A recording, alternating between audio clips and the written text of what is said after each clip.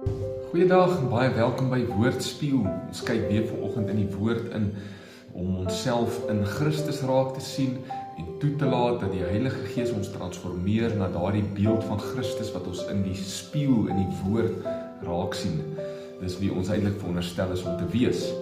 Ek lees vir jou vandag uit Lukas hoofstuk 20. My tema is gee aan God wat God toekom.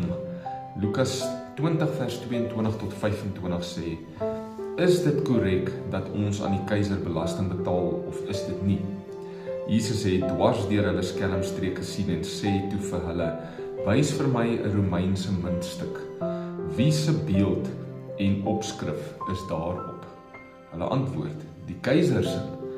Toe sê Jesus vir hulle: Gee dan aan die keiser wat die keiser se is en aan God wat God se is. Jesus reageer hierso op 'n strikvraag wat die Fariseërs en die skrifgeleerdes eintlik aan hom kom stel, waar hulle vir hom vra: Is dit reg om belasting te betaal aan die keiser? Onthou, hulle het die Romeine gehaat, hulle is uitgebuit wat dit aanbetref. Maar Jesus reageer deur vir hulle te sê: Gee aan God wat God toekom en gee aan die keiser wat die keiser toekom. Net soos wat ons belasting moet betaal waar dit toekom, net soos wat ons 'n salaris moet betaal, as ons aan iemand 'n salaris moet betaal, net soos wat ons liefde en respek moet gee aan wie dit toekom, so behoort ons aan God te gee wat God toekom. Wat kom God toe? Wel, my hele lewe, my geld, my tyd, my liefde, my gehoorsaamheid, my diens, my toewyding, alles kom hom toe. Gee ek aan God wat hom toekom.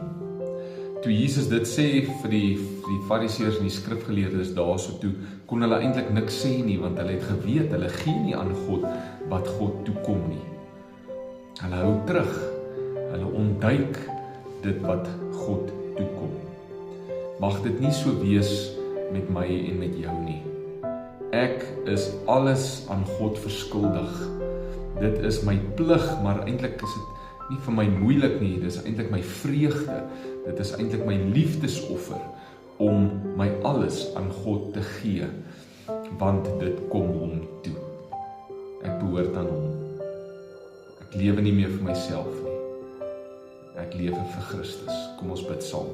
Here, ek kom na U toe, en alles wat ek is, behoort aan U. Here, ek sal U nie verneek nie, ek sal nie besteel nie. Ek sal my lewe gee ek oor in U hande. Amen. Mag jy 'n wonderlike dag hê, gaan leef so vandag tot môre. Amen.